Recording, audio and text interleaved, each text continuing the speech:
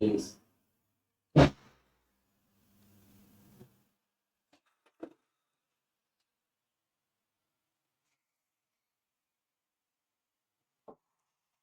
ঠিক আছে। আসসালামু আলাইকুম এভরিওয়ান।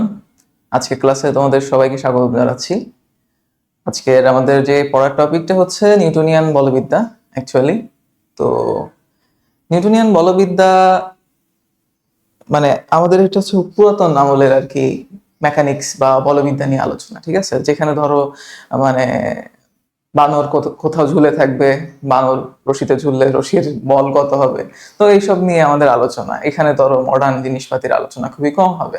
লাইক আইনস্টাইনের এখানে পদার্থবিজ্ঞান যেটা আছে, স্টিফেন হকিংস তাদের পদার্থবিজ্ঞানের যে আলোচনাগুলো সেইগুলো এইখানে নাই। সেজন্যই মূলত এই অধ্যায়টার নাম হচ্ছে নিউটনিয়ান বলবিদ্যা, ঠিক আছে? তো নিউটনিয়ান বলবিদ্যা মূলত চিরায়িত পদার্থবিজ্ঞান বা আমাদের যেটি ক্লাসিক্যাল ফিজিক্স বলা হয়, ক্লাসিক্যাল ফিজিক্সের একটা পার্ট, ঠিক আছে?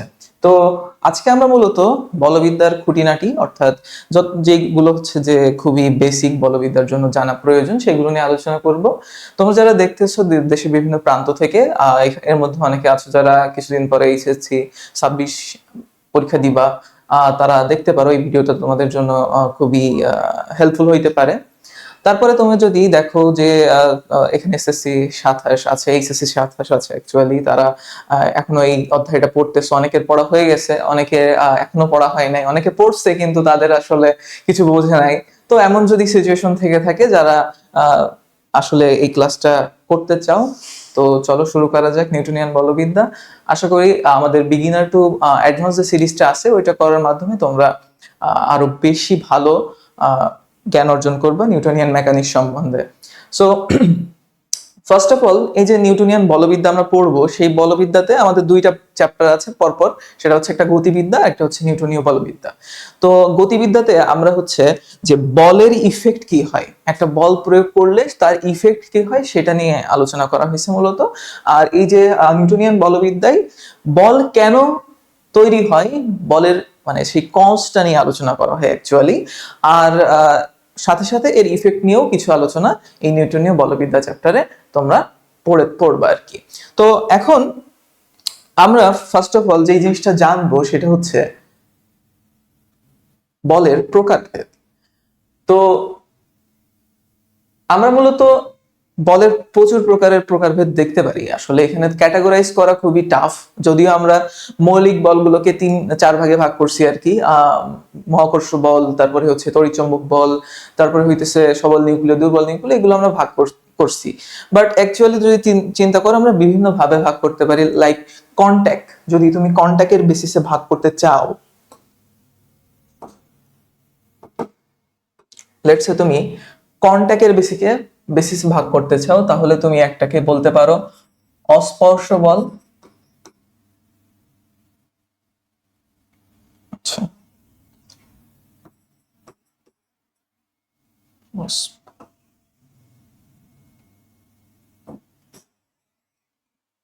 তো তুমি একটাকে বলতে পারো নন কন্ট্যাক্ট ফোর্স বা অস্পর্শ বল, আরেকটাকে বলতে পারো তুমি কন্ট্যাক্ট ফোর্স। কন্ট্যাক্ট, নন কন্ট্যাক্ট, তো এই দুই টাইপে তুমি ভাগ করতে পারো। তো নন কন্ট্যাক্ট বা অস্পর্শ বলের মধ্যে কি কি পড়ে? তো অস্পর্শ বলের মধ্যে যেটা পড়ে সেটা হচ্ছে তোমার মহাকর্ষ বল। মহাকর্ষ বল আছে অস্পর্শ বলের মধ্যে, মহাকর্ষ আছে। তারপরে তোমার এর মধ্যে আছে হচ্ছে তড়িৎ চৌম্বক বল, তড়িৎ চৌম্বক বল। এরপর এখানে কি আছে? সবল নিউক্লিয় বল।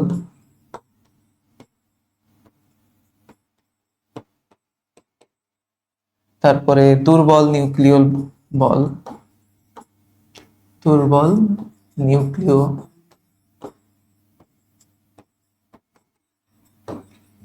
সো এইভাবে তুমি আসলে নন কন্ট্যাক্ট মানে কি, তোমার হচ্ছে বস্তুর মধ্যে কোনো কন্ট্যাক্ট থাকবে না কিন্তু তাদের মধ্যে ফোর্স কাজ করবে। তো এইটাকে আমরা বলি হচ্ছে নন কন্ট্যাক্ট ফোর্স অ্যাকচুয়ালি। তো তোমরা একটু খেয়াল করে দেখতে পারবা যে মহাকর্ষ বল বলো, তড়িৎচুম্বক বল বলো, সবল নিউক্লিয়, দুর্বল নিউক্লিয়, এই সবগুলো ক্ষেত্রে আমাদের কি হয়, দুইটা বস্তুর মধ্যে কোনো কন্ট্যাক্ট থাকে না। এই জন্য আমরা এদেরকে অস্পর্শ বল বলে থাকি। তো অস্পর্শ বলে যদি তোমার সংজ্ঞা আসে যে ভাই অস্পর্শ বলের সংজ্ঞা কি বলবো, অস্পর্শ বল হচ্ছে যে দুইটা বস্তুর মধ্যে যদি কোনো সংস্পর্শ না থাকে, বল উদ্ভূত হয়, তাহলে তাদের মধ্যে যে বলটি কাজ করে তাদেরকে বলা হচ্ছে অস্পর্শ বল। আর যদি বলে কন্ট্যাক্ট আছে এমন ধরনের বল কি কি হইতে পারে, তুমি চিন্তা করে দেখো।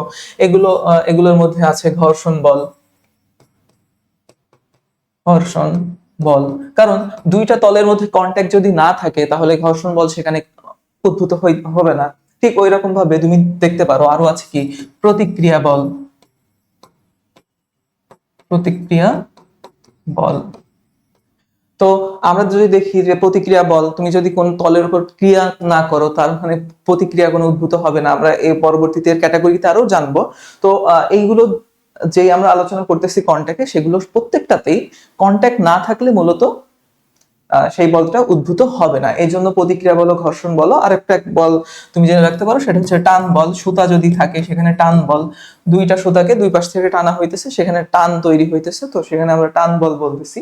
তো আমরা মূলত এই যে ক্যাটাগরিতে মোটামুটি ভাগ করতে পারি, এ বাদেও অনেক ক্যাটাগরিতে ভাগ করা যায়। তুমি প্রচুর মানে প্রকার ক্যাটাগরি দেখতে পাবা। মোটামুটি এই যতগুলো ক্যাটাগরি দেখতেছে এইগুলোই মূলত আমাদের আলোচনার বিষয় নিউটনের মেকানিক্স চ্যাপ্টারে। তো চলো আমরা একটু এই অধ্যায়ের জন্য গুরুত্বপূর্ণ কিছু বল নিয়ে একটু ডিটেইলসে জানি। তো প্রথমত যেটা আছে সেটা হচ্ছে আমাদের মহাকর্ষ বল। তো মহাকর্ষ বলের বিষয়টা তোমরা 19-এ পড়ে আসছো। মহাকর্ষ বলে কি বলা হইতেছে, যে পৃথিবীর সমস্ত বস্তু পরস্পরকে আকর্ষণ করে, তাই তো? পৃথিবীর সমস্ত বস্তু পরস্পরকে আকর্ষণ করে। যে কোনো দুইটা বস্তু নাও তুমি, তুমি ধরো তোমার সামনে থাকা মোবাইল আর তুমি পরস্পরকে আকর্ষণ করতেছো কিন্তু অ্যাকচুয়ালি। তো নিউটন সাহেব এটাই বলতেছে যে পৃথিবীর যে কোনো দুইটা বস্তু তুমি যে কোনো প্রান্ত থেকে যে কোনো প্রান্ত কল্পনা করতে পারো, এই দুইটা বস্তুর মধ্যে একটা আকর্ষণ বল থাকবে, সেটাকে বলা হইতেছে মহাকর্ষ বল। তো মহাকর্ষ বলের যে পাল্লা, সেই পাল্লা মানে কি, সেটা কত দূর পর্যন্ত তোমার অ্যাট্রাক্ট বা রিপেল করবে। তো আসলে মহাকর্ষ বল তো আকর্ষণই শুধুমাত্র, এখানে কোনো রিপালশন বল নাই বা বিকর্ষণ বল নাই। তো এর পাল্লা হইতেছে যে অসীম পর্যন্ত, তুমি যদি অসীম পর্যন্ত চলে যাও তাও মহাকর্ষ বল কাজ করবে। সো মহাকর্ষ বলের পাল্লা হইতেছে অসীম। আরো যদি চিন্তা করো যে মহাকর্ষ বলের আসলে মান কত, মহাকর্ষ বলের মান কেমন হবে, সেই সম্পর্কে নিউটন সাহেব আমাদের আগে থেকেই ধারণা দিয়ে গেছে।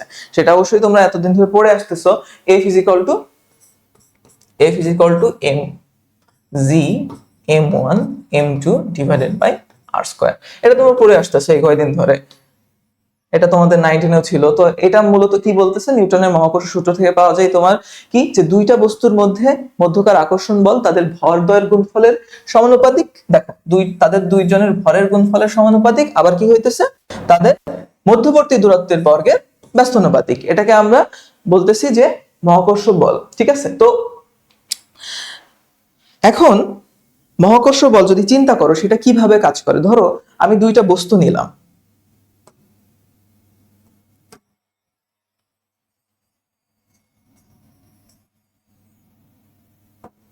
দুইটা বস্তু নিচ্ছি। First of all let's say এটা হচ্ছে পৃথিবীর একটা সারফেস, পৃথিবীর সারফেস, একটু বড় অ্যাঙ্গেল থেকে চিন্তা করো। আর এটা হচ্ছে কোন একটা বস্তু। তাহলে এই পৃথিবী আর এর মধ্যে একটা মহাকর্ষ বল থাকবে। পৃথিবী আর যে কোনো বস্তুর মধ্যে মহাকর্ষ বলকে আমরা মূলত অভিকর্ষ বল বলে থাকি। তো এখন বিষয়টা হচ্ছে যে এই যে ফোর্সটা অ্যাপ্লাই হবে, একে আকর্ষণ করবে, মানে এই বস্তুকে পৃথিবী আকর্ষণ করবে, আবার পৃথিবীকে এই বস্তু আকর্ষণ করবে। দুটো পরস্পরকে কিন্তু আকর্ষণ করবে, এবং এই যে আকর্ষণ বলের মান পরস্পর কিন্তু সমান হয়। হ্যাঁ, তো এখন এই যে বলটা কাজ করতেছে কোন দিক বরাবর কাজ করতেছে মূলত পৃথিবীর কেন্দ্র বরাবর, ঠিক আছে? পৃথিবীর কেন্দ্র বরাবর এই যে লাইনটা এখানে আসতেছে, পৃথিবীর কেন্দ্র যদি এইটা হয়ে থাকে তাহলে এই লাইনটা পৃথিবীর কেন্দ্র দিয়ে যাবে, ঠিক আছে? তো তুমি একটু চিন্তা করে দেখো, তোমরা তো বৃত্ত সম্পর্কে অনেক লেখাপড়া করছো। তো বৃত্ত যখন পড়ছো, যে কোন কেন্দ্র থেকে আমরা যদি বৃত্তের পরিধি পর্যন্ত একটা দাগ দিই, সেটাকে বলি ব্যাসার্ধ, এবং ব্যাসার্ধ পরিধির উপর কি হয়, লম্ব হয়। এটা সম্পর্কে তোমরা উপপাদ্য পড়ে আসছো। ঠিক আছে? তো তুমি এতটুকু বুঝতে পারছো যে এখানে যে কোণটা ক্রিয়েট হবে সেই কোণটা হবে কত? কোণটা হবে 90 ডিগ্রি বা লম্ব। এখন তোমাকে যদি বলা হয় যে মহাকর্ষ বল কোন দিক বরাবর ক্রিয়া করে, তোমরা সাধারণত বলো ভাই ঠিক নিচের দিকে, ঠিক নিচের দিকে কাজ করে। বিষয়টা হচ্ছে ঠিক নিচের দিকে কাজ করে বিষয়টা এমন না, বিষয়টা হচ্ছে সে কেন্দ্র বরাবর কাজ করে, এবং যখন সে কেন্দ্র বরাবর কাজ করতে যায় তখন কি হয়, তখন তার সারফেসের সাথে পারপেন্ডিকুলার অটোমেটিক্যালি হয়ে যায়। ঠিক আছে? তো কেন হয় সেটা তুমি দেখতে পারলে। তো এখন এখন যদি আমি তোমাকে প্রশ্ন করি যে এই বস্তুটা পৃথিবীকে আকর্ষণ করতেছে, আবার পৃথিবী এই বস্তুটাকে আকর্ষণ করতেছে, তো পৃথিবী এই বস্তুকে যখন আকর্ষণ করে এই আকর্ষণ বলের দিক কোন দিকে হবে? তুমি অবশ্যই বলবো ভাই এটা তো পৃথিবীর সেন্টার তার দিকে টানতেছে, আর বস্তুটা তার দিকে তার সেন্টার বরাবর টানতেছে। তো এই দুইটা কেসে কি হইতেছে যে যখন এই সেন্টার বরাবর টানাটানি করতেছে তো এই এখানে একটা লম্ব ক্রিয়েট হয়ে যাইতেছে। ঠিক আছে?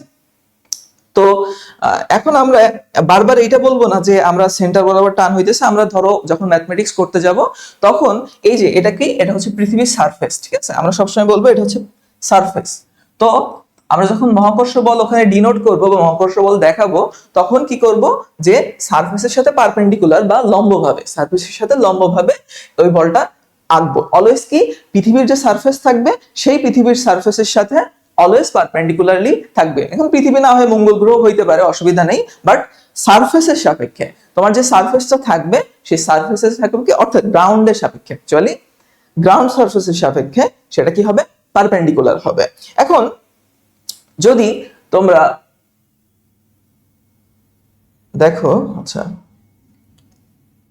পরের যেই এটা আছে সেটা হচ্ছে আমাদের প্রতিক্রিয়া বল।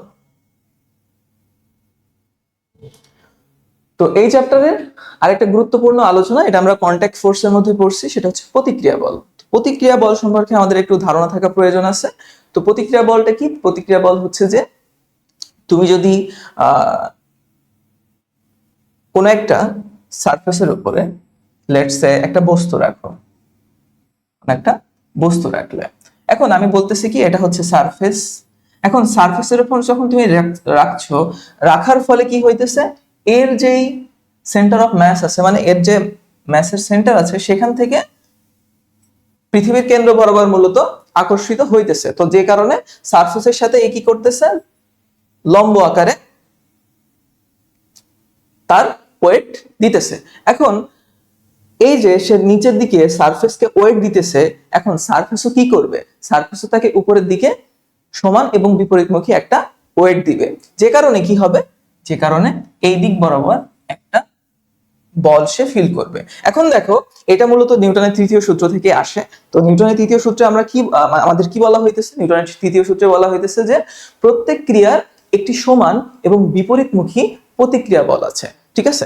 তো আমরা যখন এখানে একটা ক্রিয়া বল দিতেছি তখন কি হইতেছে, প্রতিক্রিয়া বল উদ্ভূত হইতেছে। তো ক্রিয়া না থাকলে প্রতিক্রিয়া বল কিন্তু উদ্ভূত হবে না। আর মাথায় রেখো ক্রিয়া বল এবং প্রতিক্রিয়া বল দুইটা ভিন্ন বস্তুতে কাজ করে। দেখো এই যে ক্রিয়া বল এখানে ক্রিয়েট হয়েছে, লেটস সে এই যে এখানে ওজনের কারণে ক্রিয়া বল ক্রিয়েট হচ্ছে।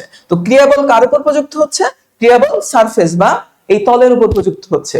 আর দেখো এই তল কাকে দিচ্ছে প্রতিক্রিয়া, তল প্রতিক্রিয়া দিচ্ছে কাকে, তল প্রতিক্রিয়া দিচ্ছে এই বস্তুকে। তার মানে ক্রিয়া প্রতিক্রিয়া দুইটা ভিন্ন বস্তুতে মানে অ্যাপ্লাই করা হচ্ছে। দেখছো যে তুমি যখন ফোর্স অ্যাপ্লাই করা হচ্ছে এটাতে কি হইলো, ক্রিয়া হচ্ছে সারফেসকে দিচ্ছে আর সারফেস প্রতিক্রিয়া বস্তুকে দিচ্ছে। ঠিক আছে? তো তুমি কিন্তু এই দুইটার লব্ধি বের করতে পারবে না, কারণ লব্ধি বের করতে হইলে তোমার একটা শর্ত অবশ্যই মানা লাগে। সেই শর্তটা কি ছিল জানো, লব্ধি মাত্র একটা বস্তুতেই কাজ করে। ঠিক আছে? তুমি একাধিক বস্তুর কিন্তু লব্ধিটা, মানে একাধিক বস্তুর উপর প্রযুক্ত বল নিয়ে লব্ধি বের করতে পারবে না।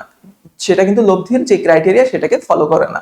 লব্ধি বের করতে হলে অবশ্যই তোমাকে কি করতে হবে, একই বস্তুতে ক্রিয়ারত দুইটা বল। তো দেখো এখানে যদি W is equal to mg, এই বলটা নিচের দিকে ক্রিয়া করছে আর এর যে প্রতিক্রিয়া আর প্রযুক্ত হচ্ছে বস্তুর উপর আর mg প্রযুক্ত হচ্ছে তলের উপর। ঠিক আছে? তো এখন দেখো প্রতিক্রিয়া বল সম্পর্কে জানছি। তো প্রতিক্রিয়া বল একটা জিনিস মাথায় রাখো যে প্রতিক্রিয়া বল যাই হোক, প্রতিক্রিয়া বলের একটা খুবই বিশেষ ক্রাইটেরিয়া হচ্ছে প্রতিক্রিয়া বল অলওয়েজ স্পর্শ বিন্দু, যেখানে এই বস্তুটা তাকে স্পর্শ করবে, স্পর্শের ঠিক লম্ব বরাবর ক্রিয়া করবে। দেখো এখানে বস্তুটা সারফেসকে এইভাবে স্পর্শ করছে, তো এই স্পর্শ বিন্দুর ঠিক লম্বভাবে ক্রিয়া করবে প্রতিক্রিয়া। প্রতিক্রিয়া যাই হোক, ধরো প্রতিক্রিয়া এখানে তলটা যদি আনত তল হয়, আনত তল হইলেও ওজন কোন দিকে কাজ করবে? ওজন কাজ করবে নিচের দিকে, কারণ কি সারফেস হচ্ছে গ্রাউন্ড সারফেস হচ্ছে এইখানে, গ্রাউন্ড সারফেস হচ্ছে এইখানে। কিন্তু কিন্তু কি হবে? প্রতিক্রিয়া বল সব সময় তার যে কন্টাক্ট পয়েন্ট আছে সেই কন্টাক্ট পয়েন্টে ঠিক লম্ব বরাবর কাজ করবে, ঠিক আছে? কন্টাক্ট পয়েন্ট যেখানে থাকবে ঠিক তার লম্ব বরাবর কাজ করবে, সেটাকে হচ্ছে আমরা বলবো প্রতিক্রিয়া। প্রতিক্রিয়া সবসময় এটা মাথায় রাখতে হবে যে প্রতিক্রিয়া বল স্পর্শ বিন্দুর সাথে তলের লম্ব বরাবর ক্রিয়া করে। প্রতিক্রিয়া বল স্পর্শ বিন্দুর সাথে তলের লম্ব বরাবর ক্রিয়া করে, ঠিক আছে? তো এখন আমরা যদি সামনের দিকে যাই, তো এখান থেকে প্রতিক্রিয়া বল আমরা একটু ডিনোট করার চেষ্টা করি যে প্রতিক্রিয়া বল এখানে কিভাবে কি কাজ করতেছে। তো দেখো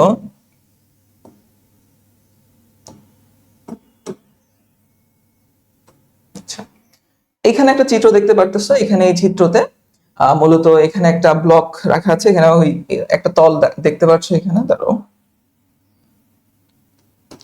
আচ্ছা এখানে একটা তল দেখতে পারতেছো, এই যে এখানে একটা তল আছে, আর এখানে একটা বস্তু রাখা আছে যেটা এর সাথে ঠিক এইভাবে রাখা, আর এই পাশে আরেকটা দেওয়াল আছে, ওই দেওয়ালের সাথে এইভাবে মোটামুটি একটা অ্যাডজাস্ট করে রাখা হয়েছে। এখন বলা হইতেছে যে তুমি এখানে প্রতিক্রিয়া বল বের করো। তো প্রতিক্রিয়া বল মূলত তলের লম্ব বরাবর ক্রিয়া করে। আমি যদি এখানে প্রতিক্রিয়া বলটা ডিনোট করতে চাই, দেখো এই পয়েন্টে কন্ট্যাক্ট হয়েছে এখানে, তো এখানে কন্ট্যাক্টের সাথে তলের লম্ব বরাবর কি করবে? প্রতিক্রিয়া বল কাজ করবে, ঠিক আছে? ঠিক ওইভাবে দেখো এইখানে কন্ট্যাক্ট হয়েছে কোথায়? এইখানে, তো এখানে কোন বরাবর কাজ করবে? তল হচ্ছে এইটা, তলের লম্ব বরাবর প্রতিক্রিয়া বল কাজ করবে, ঠিক আছে? তো এটা R1 R2, সো প্রতিক্রিয়া বল সেম নাও হইতে পারে, এখানকার প্রতিক্রিয়া একরকম, এখানকার প্রতিক্রিয়া আরেক রকম, কিন্তু এটা মাথায় রাখবা যে আমাদের বস্তুটা যেখানে কানেক্ট করতেছে সেই কানেক্টিং পয়েন্টের লম্ব বরাবর, কন্টাক্ট পয়েন্টের লম্ব বরাবর কি হইতেছে? প্রতিক্রিয়া বলটা কাজ করতেছে, ঠিক আছে? এখন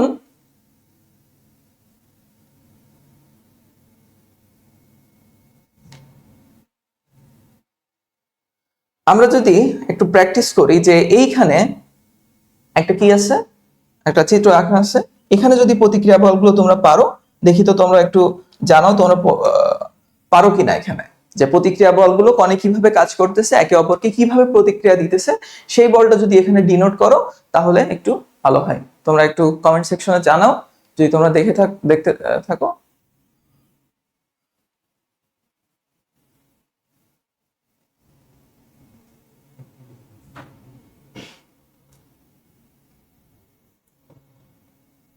আচ্ছা, তো এখন এখানে কি হইতেছে? এখানে হইতেছে তোমার কিছু পরিমাণ গোলক আছে, কিছু গোলক তুমি এভাবে রেখে দিছো, এখানে একটা বল, এখানে একটা বল, এখানে একটা বল, সবগুলো বল রেখে দিছো। তো বলগুলো কি হইতেছে? এখানে এই বলের যে ওজন, ওজন কোন দিকে কাজ করতেছে? এই ঠিক তার নিচ দিক বরাবর কাজ করতেছে, mg। তার মানে কি এই তার ওজনের কারণে তার সারফেসে, এই সারফেসে একটা কি দিতেছে? বল অ্যাপ্লাই করতেছে। এখন এই সারফেসে যখন এই বলটা ফোর্স দিতেছে, ঠিক তার বিপরীত দিক বরাবর কি হবে? একটা ফোর্সে ফিল করবে, ফোর্সে ফিল করবে। এখন এই ফোর্সটাকে বলা হইতেছে তোমার রিঅ্যাকশন ফোর্স। ঠিক ওই রকম যদি চিন্তা করো, এই দুইটার কন্টাক্ট পয়েন্ট চিন্তা করো, এই দুইটা যদি কন্টাক্ট পয়েন্ট চিন্তা করো, তাহলে এই দুইটার কন্টাক্ট পয়েন্টে যদি একটা দাগ দাও, এর লম্ব বরাবর এই দিকে কি হবে? প্রতিক্রিয়া ফিল করবে, ঠিক এর লম্ব বরাবর এই দিকে প্রতিক্রিয়া ফিল করবে।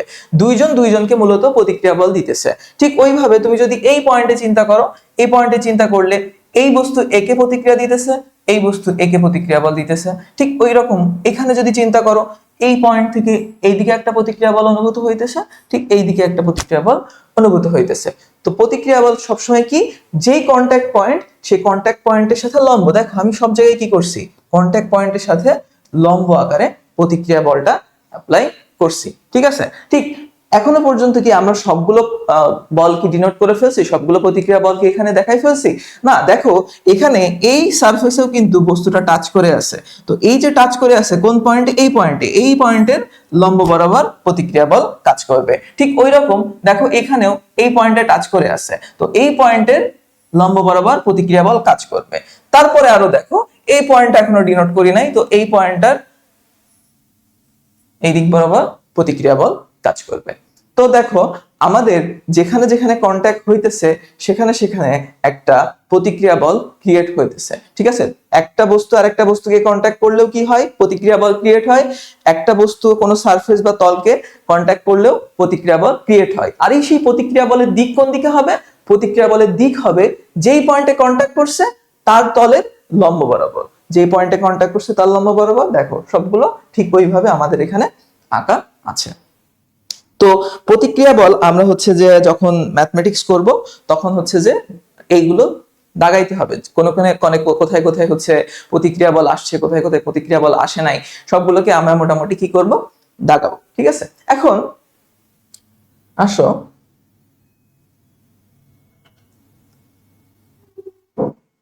আমাদের যেই আরেক প্রকারের বল সেটা হচ্ছে কি টান বল। তো টান বল কি? টান বল হইতেছে যে টান বল সাধারণত আমরা সুতারই বের করে থাকি। তো তুমি একটা জিনিস মাথায় রাখো, এই অধ্যায়ে যখন আমরা ম্যাথ করব তখন সুতা যদি একটা হয়, আমি লিখে দিচ্ছি, সুতা সুতা যদি একই হয়, সুতা যদি একই হয় তাহলে টান একই থাকবে, টান একই থাকবে। তুমি একটু চিন্তা করে দেখো তো, সুতা যদি এক হয় তাহলে কি টান আলাদা হওয়ার সম্ভাবনা আছে? তুমি একটা সুতা ধরছো, ধরে দুই দিক থেকে টানতেছো, এখন সুতার কি এই পয়েন্টে কম টান ফিল হবে, এই আরেক পয়েন্টে বেশি টান ফিল হবে? বিষয়টা কিন্তু এমন না। বিষয়টা হচ্ছে সুতা যদি একই হয় টান কিন্তু সেম হবে। এখন দুইটা সুতা আলাদা আলাদা, দুইটাকে আলাদা ভাবে টানতেছো, আলাদা রকমের টান ফিল হবে। সো সুতা যদি আলাদা হয় আমাদের সবই সেম থাকবে, সুতা যদি আলাদা হয় তাহলে টান আলাদা হবে, আরেকটা কি, টান বলের ক্ষেত্রে আরেকটা জিনিস মাথায় রাখতে হবে, টান বল কোন দিক বরাবর কাজ করে? লেটস সে তোমার একটা বস্তু তোমার আছে, সেখানে তুমি সুতা ঝোলাই রাখছো, ঠিক আছে? সুতা এখানে ঝোলাই রাখছো। তো মনে রাখবা যে সুতা যেখানে বাঁধা আছে বস্তুতে, টান বল ঠিক তার দূরে। ধরো যে আমার এখানে বস্তু, টান বল কাজ করবে ওই বস্তু থেকে দূরে। বারবার চিন্তা করবা যে ধরো এখানে যদি এরকম হইতো যে এই বস্তুটাতে তুমি বসে থাকতে, তো তুমি যদি এখানে ছাতা খুলো, ছাতার দিক কেমন হইতো? ছাতা দেখতে অনেকটা এমন হইতো না? তো বিষয়টা হচ্ছে এরকম যে তুমি যখন বস্তু থেকে দাঁড়িয়ে ছাতা খুলবা তখন দেখবা যে যেই দিকে তীর চিহ্ন যাইতেছে ওই দিকে হইতেছে মূলত টান বলের দিক, ঠিক আছে? তো এই জিনিসটা মাথায় রেখেই মূলত টান বল কে করবা, যে টান বল নিয়ে কাজ করবা। এখন দেখো একটু যদি আমরা পরের চিত্রতে দেয়, এখানে একটা চিত্র আঁকা আছে, সেখানে কি কি লেখা আছে দেখো, যে এখানে একটা সুতো আছে, ঠিক আছে? এখানে সুতা দেখতে পাচ্ছ, এই যে এখানে একটা সুতা আর এখানে একটা সুতা। তো যেহেতু সুতা দুইটা সুতা থাকার কারণে একটাতে T1 যদি বল টান অ্যাপ্লাই হয় আর একটাতে টান কি অ্যাপ্লাই হবে? T2। তো দুইটা সুতার টান কিন্তু দুই রকমের হবে। আরেকটা জিনিস খেয়াল করো যে এই বস্তুতে টান কিভাবে কাজ করবে। আমি বলছি যে বস্তুতে টান, যদি বস্তুর উপরে যে সুতার টান সেটা কিভাবে কাজ করবে একটু খেয়াল করো, যে বস্তুর উপরে যদি সুতার টান এই বস্তুর উপরে বের করতে চাও তাহলে এই দিক বরাবর বাইরের দিকে, বস্তু থেকে দূরে যাবে। এই দিকেও খেয়াল করো যে বস্তু থেকে দূরে যাইতে হবে, এই বস্তু থেকেও দূরে যাইতে হবে, আবার এই টানটা বস্তু থেকে দূরে যাইতে হবে। আর খেয়াল করো এই যে সুতার কারণে এই বস্তুতে টান কোন দিক বরাবর হবে? টানটা হবে এই দিক বরাবর। টান সবসময় কোন দিকে যাবে? বস্তু থেকে দূরে। ধরো তুমি যেই বস্তু নিতেছো সেই বস্তুতে তুমি দাঁড়াই পড়ে ওখানে একটা ছাতা খুলে ফেললো ওই দিক বরাবর, সুতা বরাবর। তো সুতা বরাবর ছাতা খুললে ছাতার মাথা যেই দিকে থাকবে দেখবা যে ওই দিক বরাবর টান বলের দিক আর কি, ঠিক আছে? এইভাবে তোমরা মনে রাখতে পারো। ঠিক ওই রকম ভাবে এই বস্তুর ক্ষেত্রে যদি ডিনোট করি যে এইদিকে টান বল কোন দিকে কাজ করতেছে, এই বস্তুটা টান বল কাজ করতেছে এই দিক বরাবর। কারণ কি, এই দিক বস্তু থেকে দূরে সরে যাইতেছে, ঠিক আছে? এই দিক বরাবর গেলে বস্তু থেকে দূরে সরে যাইতেছে মনে হচ্ছে, ঠিক আছে? তো এইভাবে মনে রাখো যে টান বল কিভাবে কাজ করে। টান বল বস্তু থেকে দূরের দিকে কাজ করে, বস্তু থেকে দূরে, ঠিক আছে? অনেক সময় বলা হয় যে ঝুলন বিন্দু বরাবর কাজ করে, সেটা অনেকটা কারেক্ট বলতে পারো যে ঝুলন বিন্দু, যে এখানে এখানে ঝুলতেছে এই বিন্দুতে, তাহলে এই দিকে টান কাজ করবে এই দিকে, আবার এই দিকে টান কাজ করবে উপরের দিকে। ঠিক ওই রকম এই যে এই বিন্দুতে খেয়াল করো, এই বিন্দুতে টান কাজ করতেছে কোন দিকে, উপরের দিকে, আবার এই বিন্দুতে টান কাজ করতেছে এই দিকে। তো টান মূলত বলতে পারো ঝুলন বিন্দু বরাবর। সবচেয়ে বেটার হয় তুমি হচ্ছে যে বস্তুটা নিতেছো টান বলটা তার থেকে দূরে সরে যাইতেছে, এইরকম ভাবে যদি কল্পনা করতে পারো তাহলে তোমার জন্য বেটার হবে, ঠিক আছে? তো above all these things, তুমি যদি টান বলটা সম্পর্কে কিছু আইডিয়া নিয়ে থাকো, তুমি এখন মোটামুটি প্রস্তুত নিউটনের প্রথম সূত্র পড়ার জন্য। তো নিউটনের প্রথম সূত্রে কি বলা হইতেছে? আচ্ছা, তো এখন বিষয়টা হচ্ছে যে তোমরা হইতেছে যে আমি তো এতক্ষণ ধরে বল বল বল বলেই যাইতেছি, অনেকক্ষণ ধরে বল নিয়ে অনেক কিছুই বললাম, বলের প্রকারভেদ হ্যান ত্যান অনেক কিছুই বললাম। তো এখন বলটা আসলে কি ভাই, ঠিক আছে? কারণ ধরো অনেকদিন আগে আমরা কি করছি হচ্ছে বাংলা মুভি দেখতাম, তাই তো? বাংলা মুভিতে কি হইতো, সেখানে হচ্ছে দেখা যাচ্ছে হিরো মার খাচ্ছে খেয়ে যাচ্ছে, হঠাৎ করে এসে তার মধ্যে কি একটা চলে আসে, সবাইকে মেরে জিতে যায়। তো এটা হচ্ছে যে মানে এন্ডিং হইতো। তো তুমি তাহলে বল আসলে এখানে কি হইতো, দেখা যাচ্ছে যে বল বলতে পারো যে হিরো এই যে এনার্জি ফিরে আসলো, এসে যে উত্তম মাধ্যম দিল তার হচ্ছে শত্রুদেরকে, তো এটাকে তুমি বলছো বল। তো বল আসলে কি সেটা পদার্থবিজ্ঞানের ভাষায় কি সেটা হচ্ছে আমাদের একটু জানা প্রয়োজন, ঠিক আছে? তো বল জানার আগে আমরা একটু ধরো রাশি সম্পর্কে আইডিয়া নিয়ে আসি। রাশি আসলে কি, রাশি বলতে কি বুঝি? তো আমরা মূলত যে কোনো এই বস্তু জগতে যা কিছু পরিমাপ করতে পারি তাকেই মূলত রাশি বলি। লেটস সে তোমরা হইতেছে ওই যে পড়তেছো না অপরিচিতা গল্প, অপরিচিতা গল্প একজন নায়ককে নাম কি জানো, অনুপম, হ্যাঁ অনুপমের তোমার হইতেছে বিয়ে ঠিক হয়েছিল। তো বিয়ে ঠিক হওয়ার পরে কি হইলো, তোমার হচ্ছে কল্যাণীর সাথে বিয়ে ঠিক হয়েছিল। তো কল্যাণীর সাথে বিয়ে ঠিক হওয়ার পরে তো তার মামার কারণে বিয়েটা ভেঙে যায় কোনো কারণবশত। তো সেই অনুপম কি বাসায় যে কাঁদে নাই, নিশ্চয়ই ফুটে ফুটে কাঁদছে যে না আমার বিয়েটা ভেঙে গেল, কেন্দ্রে তো সে একদম ইয়ে হয়ে গেছে, তাই না? তো ধরো এই যে অনুপম কান্নাকাটি করলো, তার যে দুঃখ কষ্ট, এই যে বেদনা, এই কষ্টের পরিমাপ কিন্তু আমরা করতে পারি না, ঠিক আছে?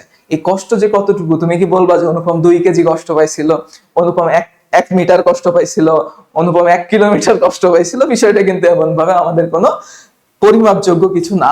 সো কান্নাকাটি বা অনুভূতি এগুলোকে পরিমাপ করা যায় না, সো এগুলোকে আমরা রাশি বলবো না। রাশি বলবো কাকে? রাশি বলবো আমরা তাকেই যাকে আমরা কি করতে পারি, রাশি বলবো তাকে যাকে আমরা পরিমাপ করতে পারি। তো বলও হচ্ছে একটা রাশি, তো বলকে নিশ্চয়ই পরিমাপ করা যায়। এই যে পরিমাপ করা হইতেছে, তো কিভাবে করা হইতেছে, তো বল কিভাবে ক্রিয়েট হয় একটু চিন্তা করে দেখো। যে নিউটনের প্রথম সূত্রে বলা হইতেছে, প্রথম সূত্রে কি বলা হইতেছে, তুমি যদি বাহ্যিক কোনো বল প্রযুক্ত না করো, বাহ্যিক বল প্রযুক্ত না করলে স্থির বস্তু চিরকাল স্থির এবং গতিশীল বস্তু চিরকাল গতিশীল থাকবে। তো আমি যদি একটু উল্টা ভাবে চিন্তা করি, উল্টা ভাবে চিন্তা করা মানে যে তুমি যদি এভাবে চিন্তা করো, যে কারণ বস্তুর মধ্যকার গতীয় অবস্থানের পরিবর্তন ঘটায়, যে কারণ বস্তুর মধ্যকার গতীয় অবস্থানের পরিবর্তন ঘটায় সেটাকে আমরা বল বলি। ঠিক তার নিউটনের যে প্রথম সূত্র পড়তেছো, সেই প্রথম সূত্রে হচ্ছে যে ওখান থেকে আমরা বলের সংজ্ঞা দিতে পারতেছি যে যেই বাহ্যিক কারণ বস্তুর গতি অবস্থানে পরিবর্তন ঘটাইতেছে সেটাকে আমরা বলতেছি কি, বল। তো নিউটনের প্রথম সূত্র থেকে আমরা মূলত বলের সংজ্ঞা পেয়ে থাকি, এবং আমরা যখন ধীরে ধীরে দ্বিতীয় সূত্র পাবো সেখানেও কিছু অ্যাপ্লিকেশন আমরা দেখতে পাবো। তো নিউটনের প্রথম সূত্রে আমরা কি দেখতে পারতেছি, যে যদি আমরা বল প্রযুক্ত না করি তাহলে স্থির বস্তু চিরকাল স্থির থাকবে। তার মানে কি, কোনো বল যদি অ্যাপ্লাই না হয় বস্তুর মধ্যে কোনো নড়চড় হবে না, তার মধ্যে কোনো বেগ থাকবে না, তার মধ্যে কোনো বেগ থাকা নেই মানে কোনো তার ত্বরণও থাকবে না, ঠিক আছে? তো এখন যদি তুমি বল প্রয়োগ করো, বল প্রয়োগ করলে কি হয়, বল প্রয়োগ করলে হচ্ছে বস্তু নড়াচড়া করবে। এখন কিভাবে নড়াচড়া করবে, তার গতীয় অবস্থার কেমন পরিবর্তন ঘটবে, সেই পরিবর্তন সম্পর্কে আমরা জানবো সেকেন্ড লতে, নিউটনের দ্বিতীয় সূত্রে আমরা এই জিনিসটা সম্পর্কে খুবই ভালো মতো ক্লিয়ার হব। তবে আমরা এখন একটু নিউটনের ফার্স্ট লর কিছু সংক্রান্ত কিছু সমস্যাবলী দেখি, যে ফার্স্ট ল অনুসারে যদি আমরা একটু খেয়াল করি, এখানে অবশ্যই তোমাদের একটু ভেক্টর সম্পর্কে ভালো নলেজ থাকতে হবে এগুলো ম্যাথ করার জন্য। ভেক্টর সম্পর্কে যদি তোমাদের ভালো নলেজ থাকে তোমাদের এই ম্যাথ করতে কোনো অসুবিধা হবে না। তো দেখো, গতির প্রথম সূত্র সংক্রান্ত সমস্যাবলী। তো এখানে দেওয়া আছে কিছু বস্তু, দেখো যে এখানে একটা ভর দেওয়া আছে, এখানে যদি খেয়াল করো এখানে একটা ভর দেওয়া আছে, এইটা একটা দেওয়াল, এইটা একটা দেওয়াল, এই দেওয়ালের সাথে সুতাটা এইভাবে বাঁধা আছে, এই দেওয়ালের সাথে সুতাটা এইভাবে বাঁধা আছে, বলা হইতেছে সুতার টান নির্ণয় করো। ঠিক আছে, তোমাকে বলা হইলো সুতার টান নির্ণয় করো। তো এটা কোন কেসের আন্ডারে আমরা পড়ালেখা করতেছি? মূলত নিউটনের প্রথম সূত্র কেন বলতেছি? তো নিউটনের প্রথম সূত্র এই জন্য আমি বলতেছি যে আসলে এখানে কোনো ফোর্স অ্যাপ্লাই হইতেছে না। ঠিক আছে, এখন আপাতত কোনো ফোর্স অ্যাপ্লাই হইতেছে না। ফোর্স যদি অ্যাপ্লাই না হয় তাহলে ভেলোসিটির যে চেঞ্জটা, সরি, এখানে ভেলোসিটির কোনো চেঞ্জ হচ্ছে না, বা বেগের কোনো চেঞ্জ হচ্ছে না। তার মানে কি, এখানে কোনো ত্বরণেরও পরিবর্তন হচ্ছে না। ত্বরণ যদি পরিবর্তন না হয় তাহলে আমরা যে এখানে দেখো কোনো প্রকারের দেখো সব প্রকারের বল, নিট ফোর্স, এখানে অনেক প্রকারের বল প্রযুক্ত হইতেছে। ঠিক আছে, দেখো এখানে কিন্তু প্রচুর বল প্রযুক্ত হইতেছে, কিন্তু এরপর প্রযুক্ত বলের যে নিট ফোর্স সেটা কিন্তু শূন্য হয়ে যাইতেছে। ঠিক আছে, এই সংক্রান্ত মূলত আমি এই ম্যাথগুলো করতেছি। তাহলে কি, যে দেখা যাইতেছে হ্যাঁ এমন হইতে পারে যে তুমি একটা বস্তুর উপর বল প্রয়োগ করতেছো, ঠিক আছে, কিন্তু দেখা যাচ্ছে যে তুমি তোমার বন্ধু দুইটা বস্তুতে বল প্রয়োগ করতেছো। এইভাবে একটা স্থির বস্তু আছে, তুমি এই পাশ থেকে 5 নিউটন বল প্রয়োগ করতেছো, তোমার বন্ধু ওই পাশ থেকে 5 নিউটন বল প্রয়োগ করতেছে। তো বস্তুটা কিন্তু স্থির থাকবে। কেন স্থির থাকবে? তার কিন্তু প্রয়োগকৃত যে বাহ্যিক বলের লব্ধিটা কি? শূন্য। ঠিক আছে, তো তুমি একটু খেয়াল করবা যে আমাদের যে বাহ্যিক বলটা সেটা লব্ধি বের করতে হবে। লব্ধি বের করে যদি নিট ফোর্স থাকলে তখন ত্বরণ হবে, আর নিট ফোর্স যদি না থাকে মানে জিরো হয় তাহলে হইতেছে ত্বরণ জিরো হবে। এবং সেই কেসের ক্ষেত্রে আমরা এই যে ম্যাথগুলো দেখে থাকি। তো এখানে এই কেসটা একটু খেয়াল করো যে অনেক প্রকারের বল প্রযুক্ত হচ্ছে, এইদিকে এই সুতা এইদিকে টানতেছে। কিভাবে বুঝলাম? এই যে টান বল কিছুক্ষণ আগে পড়লাম যে টান বল কি হয়, বস্তু থেকে বাইরের দিকে কাজ করে। তারপরে এখানে টান বল কোন দিকে কাজ করবে? এইদিকে, বস্তু থেকে বাইরের দিকে। তারপর এখানে আর কি আছে? এখানে হচ্ছে এই যে বস্তুতে কি কাজ করছে, তার মহাকর্ষ বল কাজ করতেছে। তো দেখো আমরা সব প্রকারের বল মোটামুটি এখানে ডিনোট করছি। হ্যাঁ, এখন তুমি বলতে পারো ভাই এখানে তো আরো প্রকারের বল আছে, আপনি তো দেখাননি, আপনি তো ফাঁকি দিয়ে দিলেন। তো দেখো এখানে আমি অবশ্যই এই জিনিসটা দেখাবো যে এইখানে এই পয়েন্টে এই তলকে এই বস্তু টানতেছে, তলকে বস্তুটা তার দিকে টানতেছে, তাই না? আবার এই পয়েন্টে এই তলকে বস্তুটা আবার টানতেছে। তো আমরা টানতেছি কাকে? তলকে। কিন্তু আমাদের আসলে তল টানার তো দরকার নাই, তলের যে মানে তলের উপর টান বল এটা দেখানোর তো দরকার নাই। কারণ কি, আমাদের তো তল নিয়ে কাজ নাই। আমার কি বলছে যে আমার যে মেইন যে জিনিসটা সেটা হইতেছে কি, যে আমাদের বস্তুটা নিয়ে কাজ। তো বস্তুটার উপর যে টান বল কাজ হইতেছে, তারপরে মহাকর্ষ বল কাজ হইতেছে, বা প্রতিক্রিয়া বল যদি থেকে থাকে সেটা কাজ হইতেছে, সবগুলোকে আমাদের ডিনোট করা। ঠিক আছে, কিন্তু এখানে যেহেতু আমাদের এই তলগুলোর কোনো কাজ নাই, তাহলে এই তলগুলোর বলকে ডিনোট করে আমাদের কোনো লাভ নাই। ঠিক আছে, তো এগুলো তুমি ডিনোট করতে পারো তোমার বোঝার খাতিরে। তুমি বুঝতেছো যে না এখানেও কিন্তু একটা প্রতিক্রিয়া দিতেছে। কারণ কি, যখন বস্তুটা তল বস্তুকে টানতেছে, তার মানে বস্তুটাও কিন্তু তলকে টানবে, ঠিক তাই না? থার্ড ল অনুসারে। তার মানে তোমার হইতেছে যে এখানে দেখো এই ঠিক পয়েন্টে যে বস্তুটা যখন তলের এই পয়েন্টকে টানতেছে, তলটাও কিন্তু বস্তুটাকে টানবে। সব দিক থেকে কিন্তু আমরা এটাকে ডিফাইন করতে পারি। সো এখন দেখো এই বলটা ডিনোট করলেও এই বলটার কোনো কাজ নাই, কারণ এই বলটা কাজ করতেছে এই তলের উপর, এই বলটা কাজ করতেছে এইটার উপর, কারণ এর লব্ধি তো আমাদের বের করে কোনো লাভ নাই। ঠিক আছে, তো আমাদের এখন যেই জিনিসটার মেইন কাজ সেটা একই বস্তুর উপরে কি কি বল কাজ করতেছে। সো এম এর উপর কাজ করতেছে একটা টি এইদিকে, সেটাকে আমরা T1 বলি। ঠিক আছে, এই সুতা আলাদা আবার এই সুতা আলাদা, এটাকে বলতেছি T2। ঠিক আছে, আর এই যে নিচের দিক বরাবর একটা কি কাজ করতেছে, ঠিক সারফেস বরাবর, এখানে হচ্ছে সারফেস আছে, তো সারফেস বরাবর কি কাজ করতেছে, মহাকর্ষ বল mg। এখন এই তিনটা বল T1 T2 আর mg পরস্পরের সাথে কি আছে, সাম্য অবস্থায় আছে। সাম্য অবস্থা বলতে কি বোঝায়? সাম্য অবস্থা বলতে বোঝায় যে এদের উপর প্রযুক্ত নিট ফোর্স 0। কোন বস্তুর উপর যদি প্রযুক্ত নিট ফোর্স 0 হয় তাহলে সেটা কি অবস্থায় আছে? সাম্য অবস্থায় আছে। বুঝতে পারছো? এখন আমরা এত তো বুঝলাম, বিষয়টা হচ্ছে ভাই আমার তো কাজ হইতেছে সুতার টান নির্ণয় করা। সুতার টান তো নির্ণয় করে দেখান। সুতার টান এখন আমরা এই যে এতগুলো কিছু ডিনোট করছি, আগে যেগুলো দরকার নাই সেগুলোকে মুছে দিলাম। ঠিক আছে, তোমরা যেগুলো দরকার নাই সেগুলোকে মুছে দিবা, মুছে দিলে ওকে ফাইন। এখন আমাদের বল আছে কয়টা? T1, T2, T3। দেখো এইখানে আমরা মূলত তোমাদের যে সূত্রটা সহজে হয়ে যায় সেটা মূলত লামির সূত্র, লামির উপপাদ্য থেকে আমরা জাস্ট এটা উইদিন এ মিলি সেকেন্ড বলতে পারো সলভ করে দিতে পারি। বাট তোমার ভেক্টর ল এখানে অ্যাপ্লাই করে মূলত এটাকে সলভ করতে পারো। কিভাবে ভেক্টর লটা অ্যাপ্লাই করে এখানে সলভ করতে পারো দেখি। চলো, ভেক্টর ল যদি অ্যাপ্লাই করতে চাও তো বস্তুটা দেখতে অনেকটা হইতেছে। এখানে ধরো এইটা, এখানে বস্তু আছে, এদিক বরাবর T1 ফোর্স কাজ করতেছে, আর এই দিক বরাবর তোমার T2 ফোর্স কাজ করতেছে, আর এদিক বরাবর কাজ করতেছে mg। ঠিক আছে, এই যে আমি এই জিনিসটা একটু কি করলাম, ভালোভাবে এখানে আঁকাইলাম। তো এখন দেখো যে এই যে এখানে এই অ্যাঙ্গেলটাও তোমাকে দিয়ে দিছে কত? 30 ডিগ্রি। তো এটা যদি 30 ডিগ্রি হয়, এর অনুরূপ কোণ এটা তো 30 ডিগ্রি হবে, তাই না? এটা কত হবে? 30 ডিগ্রি। এখন এখন আমি এই T2 কে ভেঙে ফেলবো, T2 কে ভেঙে ফেলবো, উপাংশে ভাগ করব। ঠিক আছে, লম্বাংশে। আমি যদি এর লম্বাংশ এই দিক বরাবর বের করি কত হবে? এদিক বরাবর লম্বাংশ বের করলে হবে T2 sin 30 degree. T2 sin 30 degree, আর এদিক বরাবর লম্বাংশ বের করলে কত হবে? T2 cos 30 degree. তো দেখো এই বস্তুটা তো স্থির আছে। স্থির থাকার মানে কি?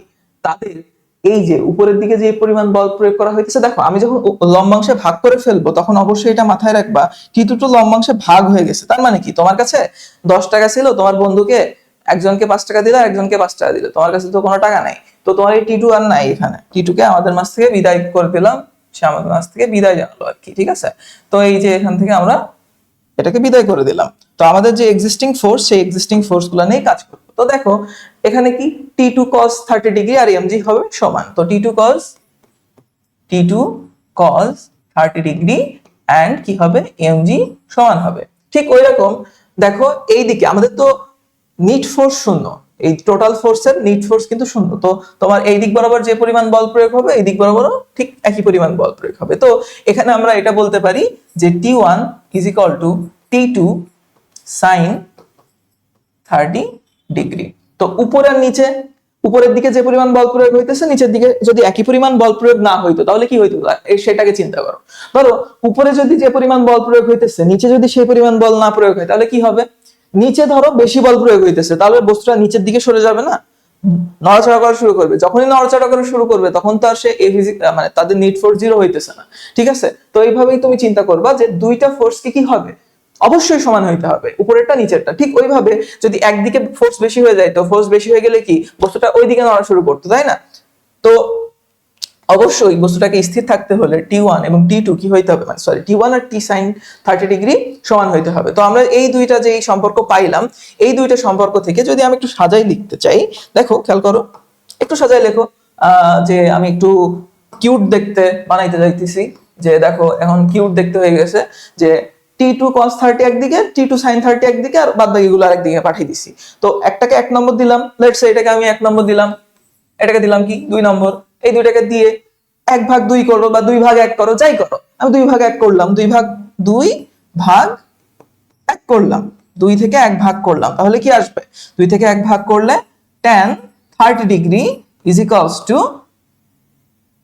mg divided by T1 divided by mg। ঠিক আছে, যেহেতু আমরা 2 থেকে 1 ভাগ করছি, তো এখান থেকে mg এর ভ্যালু তো অবশ্যই জানো, কারণ কি এখানে m এর ভ্যালুটা দেওয়া আছে। m এর ভ্যালু কত দেওয়া আছে? m এর ভ্যালু দেওয়া আছে 5 কেজি। ঠিক আছে, m এর ভ্যালু বসাও এখানে, আর g এর ভ্যালু কত? 9.8 বসাবা। যদি তোমার প্রশ্ন না দেওয়া থাকে 9.8 বসাও। আর T1 কত?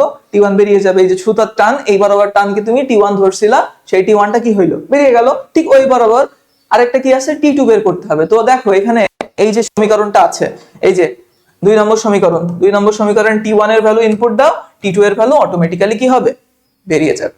ঠিক আছে, তো তোমার হচ্ছে যে অঙ্কটা শুধু একটু চিন্তা করতে হবে যে তুমি কিভাবে করতে পারো, মানে একটু ঠান্ডা মাথায় চিন্তা করলেই তুমি মোটামুটি এই জিনিসটাকে ইয়ে করতে পারো। তো তোমরা একটা স্ক্রিনশট নিয়ে রাখতে পারো, আমি এই যে টোটাল সলভটা একটা স্ক্রিনশট নিয়ে রাখো। আচ্ছা, স্ক্রিনশট নিয়ে রাখতে বলছি এই কারণে যে মূলত তোমার এখানে আমি আরেকটা অল্টারনেটিভ প্রুফ দেখাবো। অল্টারনেটিভ প্রুফ যেটা হইতেছে তোমার লামির উপপাদ্য। লামির উপপাদ্য আসলে কি বলে সেটা নিয়ে আমরা মূলত এখন দেখব এখানে কিভাবে সেটা অ্যাপ্লাই করব। তো আমরা এই ফ্রি বডি ডায়াগ্রামকে আবার আঁকি, যে এখানে এই দিক বরাবর একটা ফোর্স কাজ করতেছে, ঠিক এই দিক বরাবর একটা ফোর্স কাজ করতেছে, এই দিক বরাবর আরেকটা ফোর্স কাজ করতেছে। ঠিক আছে, তো এখন আমাদের কাজ হইতেছে এই যে মধ্যকার অ্যাঙ্গেল, সেই অ্যাঙ্গেলটাকে ফাইন্ড আউট করা। ঠিক আছে, লামির উপপাদ্যের মেইন কাজটা এটা দেখাইতেছি, এদের মধ্যকার অ্যাঙ্গেল ফাইন্ড আউট করা। ঠিক আছে, তো এদের মধ্যকার যদি অ্যাঙ্গেল ফাইন্ড আউট করতে হয়, দেখো এটা কত, এটা হচ্ছে 30, তাহলে এটা হবে 30 আর এটা কত 90, তাহলে এদের মধ্যকার এই T1 আর T2 এর মধ্যকার কোণ কত, T1 T2 এর মধ্যকার 120 ডিগ্রি, তাই না? এদের মধ্যকার অ্যাঙ্গেল হচ্ছে 120 ডিগ্রি। ওকে, এদের মধ্যকার অ্যাঙ্গেল হচ্ছে 120 ডিগ্রি। আর এই মধ্যকার অ্যাঙ্গেল কত, দেখো এটা হচ্ছে যে পরস্পরের সাথে লম্ব বরাবর ছিল, তাহলে এটা ছিল 90 ডিগ্রি। তো তোমার হচ্ছে একটা বিন্দুতে অলওয়েজ 360 ডিগ্রি ক্রিয়েট হয়। এখানে তো দুইটা কোণ পেয়ে গেছো, 120 90 দুইটা পেয়ে গেছো, বাদ বাকি এটা কি 360 থেকে বিয়োগ করে বের করে ফেলতে পারবা। তো একটু বের করে ফেলো, বের করলে কত আসে, 150, তাই তো, 150 ডিগ্রি।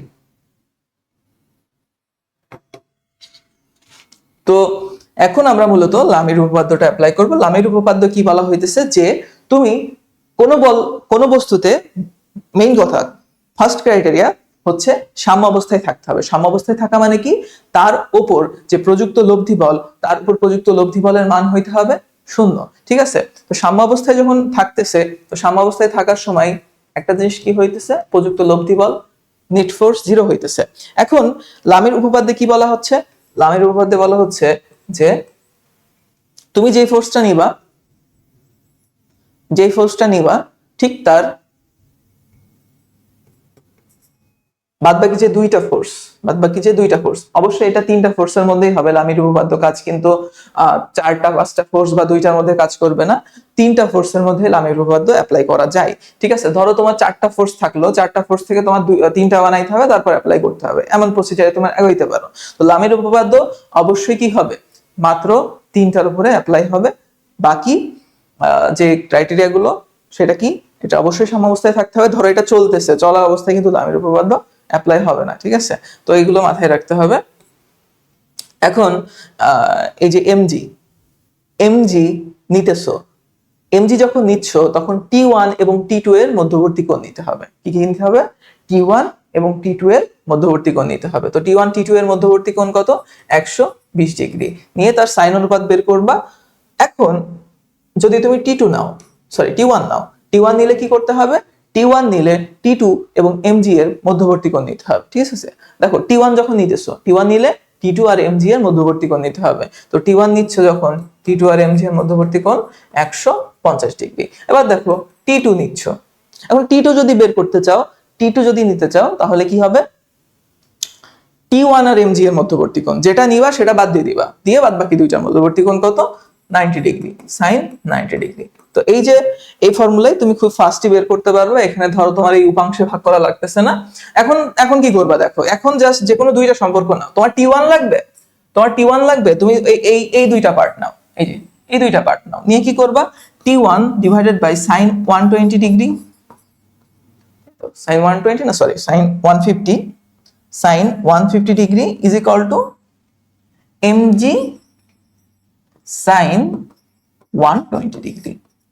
ঠিক আছে, তো T1 সমান কি আসতেছে, T1 সমান আসতেছে mg divided by sine 120 degree into sine 150 degree. ঠিক আছে, তো এই দুইটাকে ক্যালকুলেশন করো। সাইন 150 মান তো জানো, আর সাইন 120 মান জানো। এম এর ভ্যালু তোমার এখানে দেওয়া আছে, জি এর ভ্যালু দেওয়া আছে, টি1 দেখো একবারে বেরিয়ে যাবে। তো আমি যেটা আগের বার দেখাইছি ওই পদ্ধতিতেও বের করতে পারো, অথবা লামির উপপাদ্য অনুসারেও বের করতে পারো। তো সিমিলারলি টি2 বাই সাইন কি আছে এখানে 90 degree, sine 90 degree is equal to কি আসবে, এম জি সাইন 120 ডিগ্রি। তো এখানে দেখো সাইন 90 এর ভ্যালু জানো, সাইন 120 জানো, এম এর ভ্যালু জানো, জি এর ভ্যালু জানো, জানো না কাকে, জানো না টি2 কে, যে যাকে জানো না সে বেরিয়ে যাবে। এটাই হচ্ছে মূলত আমাদের সমাধান। ঠিক আছে, তো একটু দেখে নাও, পারলে স্ক্রিনশট নিয়ে নাও।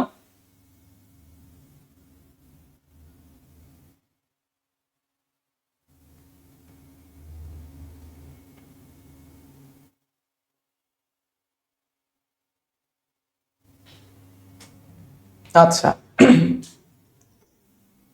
তোমাদের যদি এতটুকু আন্ডারস্ট্যান্ডিং থেকে থাকে, এতটুকু যদি তুমি বুঝে থাকো, তাহলে আশা করি আমাদের লেকচারের বাকি ম্যাথগুলো তোমার আর কোনো প্রবলেমে ফেলবে না। তো চলো লেকচারের বাকি ম্যাথগুলো করা যাক।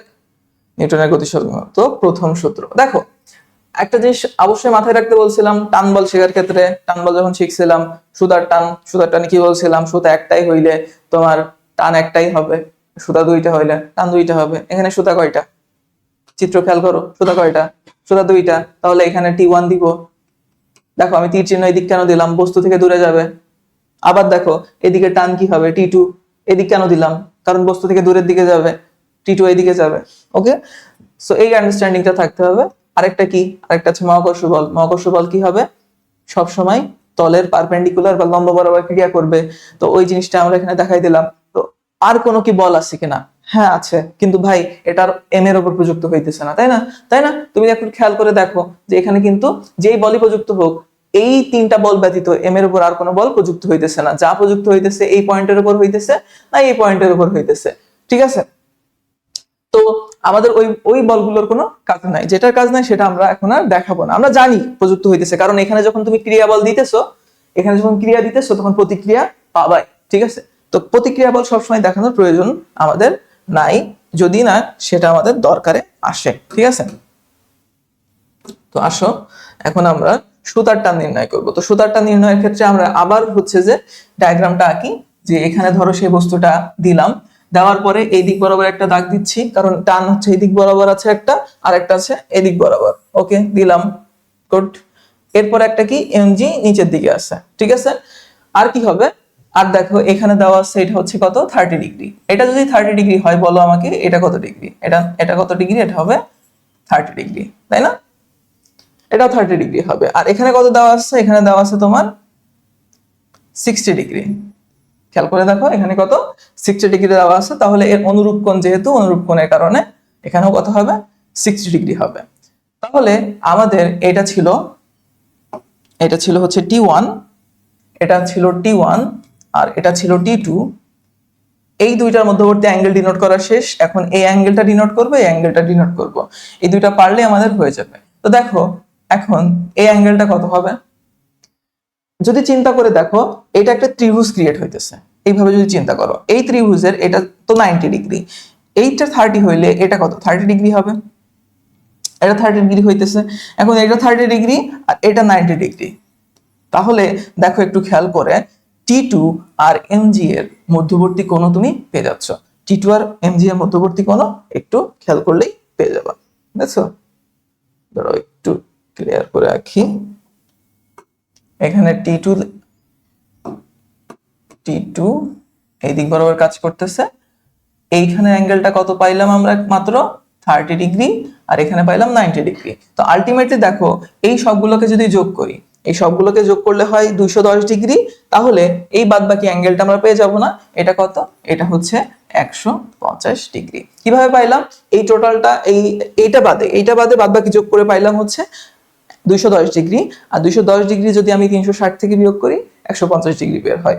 তো এখন আমরা দেখো এমজি যখন নিব, লেটস সে লামির উপপাদ্য অ্যাপ্লাই করতেছি, তো প্রথম শর্ত কি হওয়ার দরকার ছিল, এইটা স্থির থাকার দরকার ছিল। অবশ্যই এটা স্থির আছে, অবশ্যই এটা স্থির আছে। এখন স্থির থাকার দরকার, লামির সূত্রে প্রথম শর্ত। আর বল কয়টা থাকতে হবে, তিনটার কমও থাকা যাবে না, বেশিও থাকা যাবে না। তো তিনটা বল আছে, তো আমি এখানে অ্যাপ্লাই করতে পারবো। তাহলে কি হবে, এমজি যখন নিতেছি বাকি দুইটার মধ্যবর্তী কোণ নাও।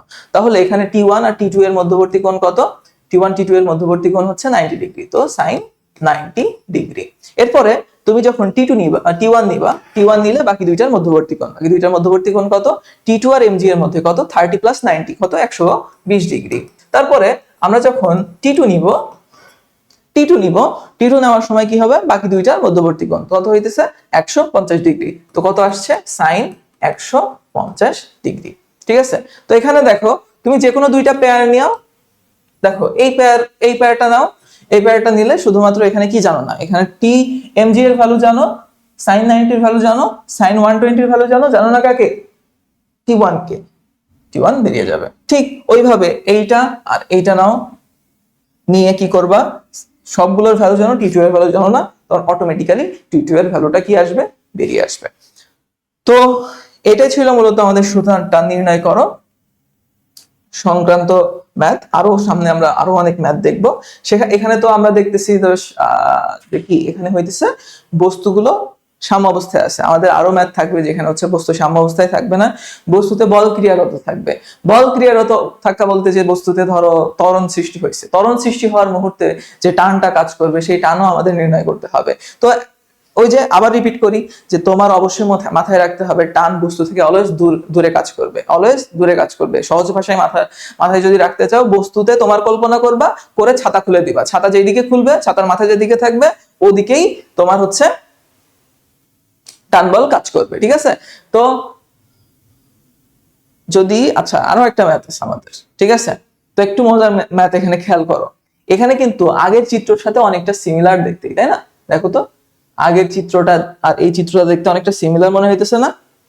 সিমিলার কিন্তু মনে হইতেছে। ঠিক আছে, সিমিলার মনে হইলেও এখানে কিন্তু একটা ব্যাপার আছে। ব্যাপারটা কি দেখো, এখানে এই সুতাটা কিন্তু আলাদা ছিল, এখানে কিন্তু সুতাটা সেম। দেখছো, সুতাটা কিন্তু দুইটা সেম।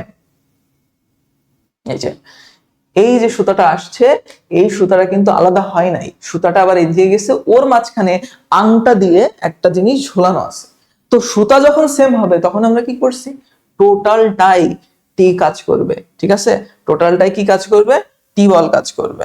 ঠিক আছে, এই দিক বরাবর টোটালটাই টি বরাবর কাজ করবে। এখন তুমি বলতে পারো ভাই টান বল কোন দিক যাবে? দেখো বস্তু থেকে দূরে এই সুতা বরাবর এই দিক একটা দিক, আর এই সুতা বরাবর এই দিক একটা দিক, দুইটা দিক দুই দিকে হইতেছে না? হ্যাঁ, তো এই দিক বরাবর টান বলের মান কত? টি। আর এই দিক বরাবর টান বলের মানও কিন্তু টি, কারণ সুতা কিন্তু আলাদা না, সুতা এখন সেম। ঠিক আছে, তো সুতা সেম হলে বিষয়টা এমন দাঁড়াবে। সো এই ম্যাথটা আমরা করে ফেলি। কিভাবে করব? এখানে দেখো আমাদের কষ্টের বিষয়, অ্যাঙ্গেলটা দেওয়া নাই। ঠিক আছে, অ্যাঙ্গেলটা বের করে নাও। আচ্ছা কি হইলো? আচ্ছা আমরা কি করবো এখন, অ্যাঙ্গেলটা একটু বের করে নিব। অ্যাঙ্গেলটা তোমার সবসময় বের করা দেওয়া থাকবে না, অ্যাঙ্গেলটা বের করতে হবে। তো অ্যাঙ্গেলটা বের করার জন্য তোমার তো গাণিতিক এক্সপার্টাইজ অনেক বেশি, তোমরা তো ম্যাথ আশা করি ভালোই পারো, তাই না? তো ম্যাথ যখন পারো একটু খেয়াল করো, এখানে কি বলা হইতেছে, সুতার দৈর্ঘ্য কত? 10 সেন্টিমিটার। সুতার দৈর্ঘ্য বলতেছে 10 সেন্টিমিটার, তার মানে এখান থেকে শুরু করে এই পর্যন্ত যে সুতাটা বাঁধা আছে, এই সুতার দৈর্ঘ্য হইতেছে 10 সেন্টিমিটার।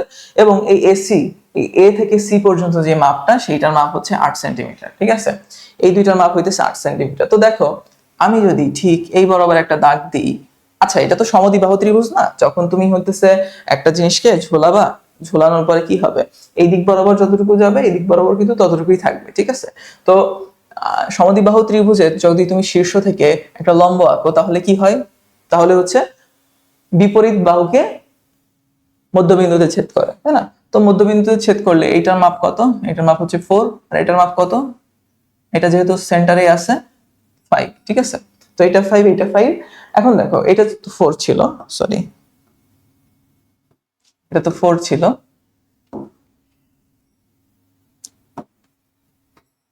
এটা 4 ছিল আর এটা 5। তো 4 5 আর এটা কি আমরা ম্যাথ করে করে অভ্যস্ত, এটা হচ্ছে 3 হবে। ঠিক আছে, এটা কত হবে? এটা 3 হবে। তো দেখো তুমি সবগুলোর বাহুর মাপ জানো, অ্যাঙ্গেল বের করা তোমার কাছে তো এখন দুর্ভাগ, তাই না? তো এখন তুমি জাস্ট অ্যাঙ্গেলটা বের করে ফেলো। অ্যাঙ্গেলটা বের করলে এই অ্যাঙ্গেলটা বের করো বা এই অ্যাঙ্গেলটা বের করো, যে কোনো একটা অ্যাঙ্গেল বের করো। অ্যাঙ্গেলটা বের করলে তুমি হচ্ছে কত পাবা? লেটস সে আমি যদি অ্যাঙ্গেলটা এটা বের করতে চাই, তাহলে আমি ধরো কি নিতে চাই, কস বা সাইন, যে কোনো একটা নাও। Sine theta is equal to, যদি রেফারেন্স অ্যাঙ্গেল থিটা এটা কাউন্ট করো, থিটা আমরা এইটা কাউন্ট করতেছি। তো থিটা যদি ওইটা নিই, তাহলে সাইন থিটা মানে কি? লম্ব বাই অতিভুজ। লম্ব কোণটা 3 আর অতিভুজ কত? 5। তো লম্ব বাই অতিভুজ, সাইন থিটা বেরিয়ে গেল। তো সাইন থিটা বেরিয়ে গেলে থিটা এর ভ্যালু আমরা এখান থেকে ক্যালকুলেটরের মাধ্যমে কি করতে পারবো? নিয়ে আসতে পারবো। ঠিক আছে, আনতে পারি, এখানে এটা চলে আসবে। ঠিক আছে, তো আমরা যদি এই ভ্যালুগুলো বের করতে পারি, দেখো এইটা যখন পেয়ে যাচ্ছ, ওই থিটা এর ভ্যালু যখন পেয়ে যাচ্ছ, দেখো এইটা ওর অনুরূপ কোণ, তার মানে এইটাও থিটা হবে। ওইটা যখন থিটা হইলো, তাহলে একটু খেয়াল করো, আমাদের এই দেখো কি হইলো, আচ্ছা এই দেখো, এই যে এই বাহু আর এই বাহুর মধ্যবর্তী, সরি এই বল রেখা আর এই বল রেখা দুইটার মধ্যবর্তী কোণ আমাদের বের করতে হবে। তো এটা কত? এইটা হচ্ছে থিটা, কারণ এইটার অনুরূপ কোণ থিটা। আর এইটা কত? 90 ডিগ্রি। তো ইন টোটালে অ্যাঙ্গেলটা কত বের হবে? 90 প্লাস থিটা। এই দুই বাহুর মধ্যবর্তী কোণ বের হইতেছে কত? 90 ডিগ্রি প্লাস থিটা। ঠিক ওই রকম ভাবে যদি তুমি বের করতে চাও, দেখো এই অ্যাঙ্গেল আর এই অ্যাঙ্গেল কিন্তু ইকুয়াল, কেন? কারণ এটা সমদ্বিবাহু ত্রিভুজ। তো সিমিলারলি এখানেও কত বেরোবে? থিটা, আর এটাও বেরোবে 90 ডিগ্রি। তো এই দুইটার মধ্যবর্তী কোণও কিন্তু থিটা প্লাস 90 ডিগ্রি বের হইতেছে। তো দুইটাই বের হইতেছে থিটা প্লাস 90 ডিগ্রি। তো এই ভ্যালু কিন্তু তুমি বের করতে পারবা, এই যে এখানে জাস্ট ক্যালকুলেটরে বসাও, বসানোর পরে কি পাবা? থিটাটা পাবা। ওই থিটাটা এখানে বসাও, তাহলে এই অ্যাঙ্গেলটা পেয়ে যাবে। এখান থেকে শুরু করে এই অ্যাঙ্গেলটা পেয়ে যাবে। এই অ্যাঙ্গেল আর এই অ্যাঙ্গেলটা কি সমান? দুইটা অ্যাঙ্গেল পেয়ে গেলে এখন বাদ বাকি যে অ্যাঙ্গেলটা আছে, ওই অ্যাঙ্গেলটা পাইলেই কি হয়ে যাবে? তুমি লামির উপপাদ্য অ্যাপ্লাই করতে সক্ষম হবা, এন্ড দেন তোমার সুতার টান বেরিয়ে যাবে। That's it. ঠিক আছে, তো এই ছিল মোটামুটি আমাদের সুতার টান রিলেটেড কনসেপ্ট। চলো নেক্সট স্লাইডে যাওয়া যাক।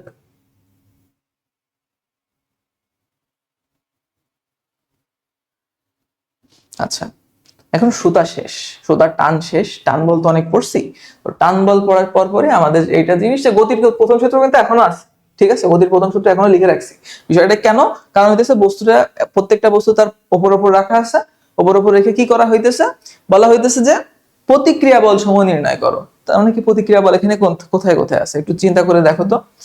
এই যে এই যে বড় বস্তুটা, প্রথমে এইটা অনেকটা বাদ্রা কেকের মতো মনে হইতেছে। এই বড় বস্তুটা এখানে আছে। তো এই বড় বস্তুটা কি করতেছে? নিচের দিকে একটা তার ওজনজনিত বল দিতেছে। তার ওজনজনিত যখন সারফেসে বল দিতেছে, সারফেসে বলতেছে দাও you have a return gift, তোমার বার্থডে পার্টির একটা গিফট দিলাম। ঠিক আছে, যেহেতু এটা বার্থডে পার্টির কেকের মতো মনে হইতেছে, তো তোমার একটা গিফট দিলাম, যাও। সেটা হইতেছে কি ইকুয়াল হবে, সে যে পরিমাণ বল দিবে ঠিক ওই পরিমাণ তাকে ফেরত দিয়ে হবে। ঠিক ওই রকম যে M2 ক্ষেত্রে চিন্তা করে দেখো তো, M2 কি M3 কে দিচ্ছে। একটু চিন্তা করো, M2 কিন্তু সারফেসকে দিচ্ছে না। M2 এর সাথে সারফেসের কোনো কন্টাক্ট নেই। M2 এর সাথে কার কন্টাক্ট আছে? 3 এর কন্টাক্ট আছে। তাহলে এই M2 ফোর্সটা কোন দিক বরাবর কাজ করবে একটু বলো তো। M2 বরাবর, M2 এইদিকে তার ওজন দিচ্ছে, ওজনের বিপরীতে কি হচ্ছে? একটা প্রতিক্রিয়া বল অনুভূত হচ্ছে। বুঝতে পারছো? ঠিক ওই রকম এই সারফেসে দেখো M1 এর সাথে M2 এর কানেকশন আছে, শুধু M3 এর কোনো কানেকশন নেই। তার সাথে কার কানেকশন নেই? এরও কানেকশন নাই, সারফেসেরও কোনো কানেকশন নাই। তো এখানে জিনিসটা অবশ্যই মাথায় রাখতে হবে যে যখন M1 এখানে বল দিবে, এই বরাবর একটা প্রতিক্রিয়া বল অনুভূত হবে। তো এখানে লেটস সে আমরা এই প্রথম প্রতিক্রিয়াকে ধরলাম R3, এটাকে ধরতেছি R2, আর এটাকে ধরতেছি R1। তিনটা তলে তিন রকমের প্রতিক্রিয়া বল অনুভূত হবে। তো তিনটাকে আমরা তিনটা হিসেবে ডিনোট করলাম। তো এইটাকে সহজে আমরা কিভাবে বের করতে পারি সেটা আজকে আমরা দেখব। ওকে, তো ফার্স্ট অফ অল আমাদের সিস্টেমগুলোকে আলাদা করতে হবে। সিস্টেম বলতে যে ভাই এখানে তিনটা জিনিস আছে, ঠিক আছে, তিনটা। একটা হইতেছে M3, M2, M1। এই তিনটা জিনিস আছে, তিনটা জিনিসকে আলাদা আলাদা সিস্টেম কল্পনা করো, তিনটা জিনিস সম্পূর্ণ আলাদা, ঠিক আছে? তো তিনটা জিনিস সম্পূর্ণ যদি আলাদা হয় তাহলে দেখো M3 এর উপর প্রযুক্ত বলগুলো কি কি আছে, M3 শুধু M3 এর উপর প্রযুক্ত বলগুলো কি কি আছে। একটা হইতেছে M3 নিজের ওজনের কারণে নিচের দিকে যাইতে চাইতেছে, সেই বল কিন্তু M3 এর উপরেই প্রযুক্ত হইতেছে। আরেকটা কি, তল M3 কে বল দিতেছে, তল কি M3 কে একটা প্রতিক্রিয়া বল দিতেছে, তাই না? এই যে M3 কে একটা প্রতিক্রিয়া বল দিতেছে, এই দিক বরাবর। ওকে,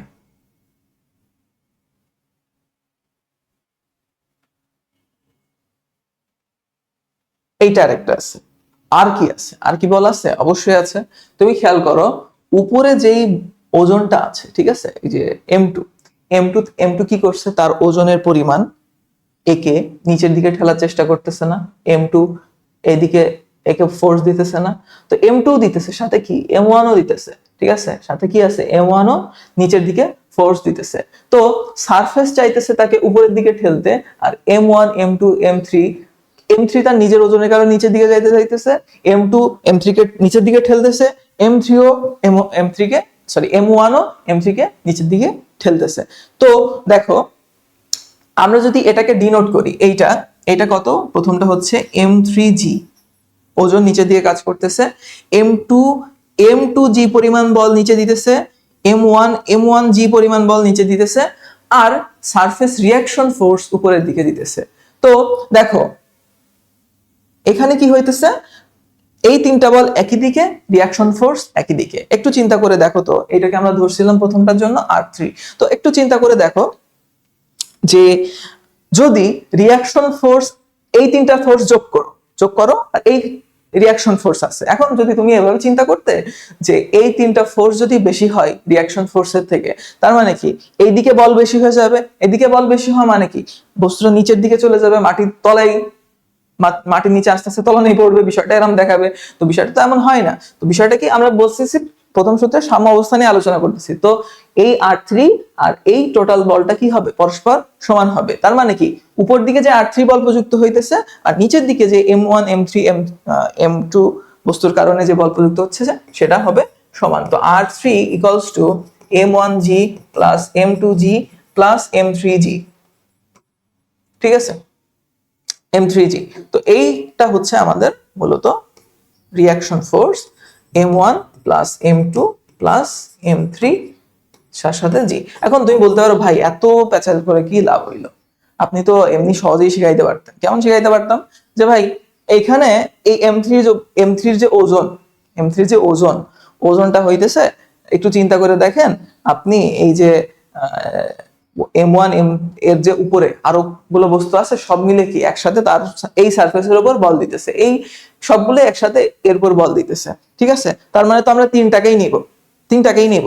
তো এটা তো আমরা একসাথেই মানে চোখ বুঝেই বলতে পারতাম যে এই টোটাল সিস্টেমের যে ওজন, এই ওজনটা এই তলে কাজ করতেছে, এটা বলতে পারতাম, করে তার সাথে কি জি গুণ দিতাম, তাই না? জি গুণ দিয়ে আমরা টোটাল সিস্টেমের যে ওজন সেটা পেয়ে যাইতাম, আর রিঅ্যাকশন ফোর্স তার পারপেন্ডিকুলার উপরের দিকে কাজ করবে। ভাই এটা তো আমি এমনিই পাইতাম, কেন আপনি এত ঝামেলা করলেন, কেন আপনি বললেন যে এত এত এত ইয়ে? তো এইটা ঝামেলা করার পিছনে কিছু কারণ তো থাকেই, তাই না? তো কারণটা হইতেছে যে যখন নিট ফোর্স জিরো হয় তখন কিন্তু তোমার এই বিষয়টা বের করা ইজি, কিন্তু যখন তোমার নিট ফোর্স জিরো হবে না তখন কিন্তু বিভিন্ন প্রকারের বল ইন্ট্রোডিউস হবে, সেখানে ঘর্ষণ বল আসবে, আর প্রকারের বল আসবে, সেইটার যে কম্বিনেশনে তুমি অনেক কিছু পাবা, সেখানে কিন্তু মানে একটা ঝামেলার পরিবেশ ক্রিয়েট হবে। তখন তুমি বুঝতে পারবে না ভাই কোনটা ছেড়ে কোন বল নিব, কোনটা মাইনাস কোনটা প্লাস হবে। তো আমরা মূলত বেসিক একটা নিয়মই শিখবো, যে আমরা দেখবো যে একটা বস্তুর মানে যেইটার হিসাব করবো, M3 এর জন্য হিসাব করতেছি, তো M3 যখন হিসাব করতেছি তখন M3 এর উপর যতগুলো বল প্রযুক্ত হচ্ছে সেইটা কাউন্ট করে সেটার উপরে আমরা ডিসিশন নেবো যে কি করা যায়, এই আর কি। তাছাড়া আমাদের কোনো প্রসিজার থাকবে না, আমরা এক প্রসিজারই করব, সব ম্যাথ একই প্রসিজারে চলবে, ঠিক আছে। তুমি একটার জন্য এক নিয়ম শিখবা আর একটার জন্য এক নিয়ম শিখবা, তোমার কিন্তু মাথা নিজেই আউলিয়ে যাবে, কারণ তোমার শুধু ম্যাথমেটিক্স পড়তে সরি ফিজিক্স পড়তে হইতেছে না, তুমি ম্যাথমেটিক্স পড়তেছো, কেমিস্ট্রি পড়তেছো, তারপরে কত কিছু নিয়ে পড়তেছো, ঠিক আছে? তো এত কিছু পড়ার মাঝখানে যদি তুমি একটা নিয়মকে 10টা নিয়মে মনে রাখো, তাহলে কিন্তু খুবই বিষয়টা টাফ হয়ে যায়। তো এই জন্য আমরা R3টা বের করলাম। এখন দেখো R2 মানে এই যে সারফেসের পারপেন্ডিকুলারলি যেই বলটা কাজ করতেছে সেটা ধরতেছি আমরা R2। একটু এই বলগুলো মুছে দিই। তো দেখো এই সারফেসের পারপেন্ডিকুলার যে বলটা কাজ করতেছে সেটা ধরতেছি আমরা R2, ঠিক আছে? এই সারফেসে এই R2 কাজ করতেছে কার উপরে? M2 এর উপরে, ঠিক আছে? তো M2 এর উপরে আমরা বাদবাকি ফোর্স গুলো একটু ডিনোট করি। তো বাদবাকি ফোর্স গুলো যদি ডিনোট করি তাহলে খেয়াল করে দেখবা M1 M3 এর ওজন কিন্তু আর কাজ করতেছে না M2 এর উপর। কি কি কাজ করতেছে? কাজ করতেছে M2 এর ওজন, M2 এর ওজন কাজ করতেছে, আর কাজ করতেছে M1 এর ওজন, ঠিক আছে? তো দেখো M1 আর M2 এর দিক একই দিকে হয়, তাহলে আমরা M1G প্লাস M2G করলাম, সাথে কি করলাম? সাথে হচ্ছে রিঅ্যাকশন ফোর্স R2 দিলাম, ঠিক আছে? তো এটা R2 বেরিয়ে গেল। এই ক্যালকুলেশনটা করলে R2 মানে এই তলে কি প্রতিক্রিয়া ফিল হবে সেটা বেরিয়ে যাবে। ঠিক ওই রকম ভাবে তুমি যদি M1 এর জন্য বের করতে চাও, M1 এর জন্য কিন্তু বের করতে পারবা।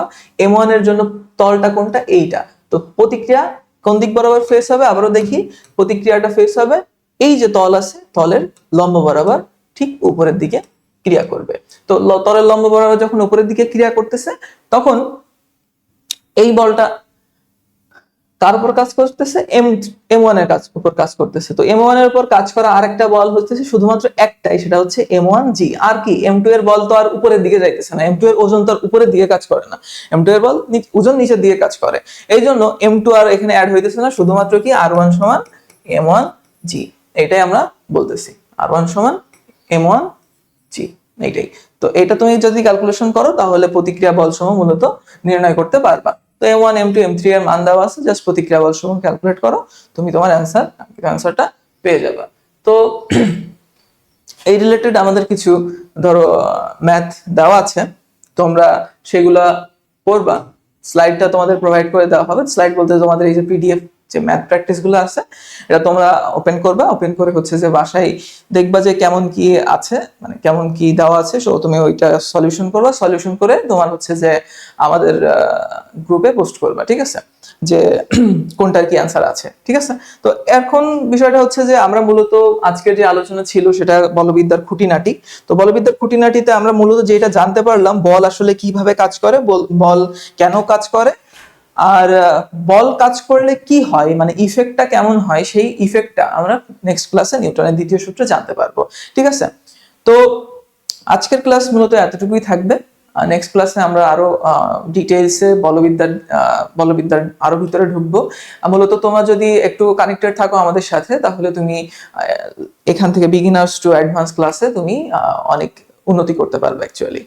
তো এই ক্লাসের শেষের দিকে আমি একটু তোমাদের সাথে আলোচনা করতে চাই আমার একাডেমিক লাইফ সম্বন্ধে, আমার নিজের পরিচয় সম্বন্ধে। আমি মূলত এখন বুয়েটের nano materials and ceramic engineering ডিপার্টমেন্টে অধ্যয়নরত আছি। আমি যে কলেজে পড়াশোনা করছি সেটা তোমরা অনেকেই জানো হয়তো, নটরডেম কলেজ, ঢাকা।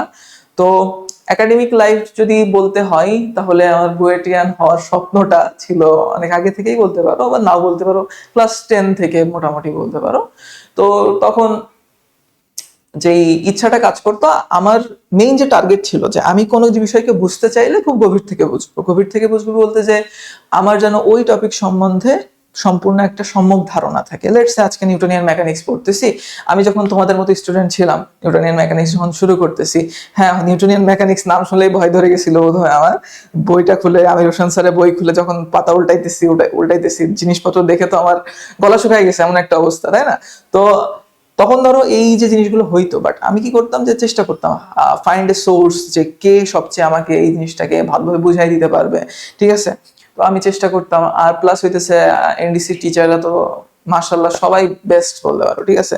তো তাদের কাছ থেকে তো বেস্ট মানে ক্লাস পাইছি। আর ধরো যে একটা ক্লাসে সবসময় হইতো না, এটাও স্বাভাবিক যে একটা টিচার বলে গেলেন, আর সেটাকে ধরো ধরে রাখাও একটা টাফ জিনিস ছিল। তো আমি কি করতাম যে স্যাররা যে লেকচারটা দিচ্ছেন সেটাকে আমি ফলো করতাম কলেজে, আর সাথে সাথে একটা অনলাইন কোর্স কিনে রাখতাম। কিনে দেখা যাইতেছে যেই টপিকটা আমার খুবই মানে বুঝতে পারি নাই, ঠিক আছে, বুঝতে পারি নাই সেটা আমি জাস্ট দেখে নিতাম, ঠিক আছে। এখন বিষয়টা হচ্ছে যে পৃথিবী মানে আমাদের যে বাংলাদেশের প্রান্তিক অঞ্চলে যারা থাকে সবাই ধরো ভালো টিচার পাচ্ছে না, তারপরে হইতেছে যে যারা মফস্বল শহরে আছো তাদের আছে, কিন্তু দেখা যাইতেছে তারা অপশন খুঁজতেছো, না আমি আরো একটু বেটার করতে চাই।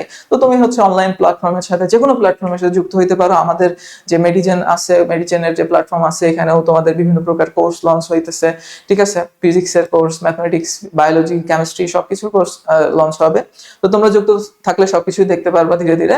আর হইতেছে আমার সাথে থাকলে তো অবশ্যই তোমরা ফিজিক্সের অ্যাডভান্স লেভেলের কিছু জ্ঞান অর্জন করবা। প্লাস হইতেছে এখন নিউটনিয়ান মেকানিক্সে কি আমাদের অনেক ঝামেলা হয় যে নিউটনিয়ান মেকানিক্স, যেমন ধরো কেমিস্ট্রিতে জৈব যৌগ, ওরে বাবা কি একটা চ্যাপ্টার, নিউটনিয়ান মেকানিক্স ওরে বাবা কি একটা চ্যাপ্টার। বিষয়টা এমন কিছুই না, নিউটনিয়ান মেকানিক্সের মতো মানে একটা মেকানিজম শেখার মতো এত মজার জিনিস তুমি খুঁজে পাবা না, ঠিক আছে। যখন আমরা ক্লাসটা আরো কন্টিনিউ করবো, আরো ধরো ডিপলি যাব, তখন দেখবে যে আরো মজার মজার জিনিস দেখতে পাবা, ঠিক আছে।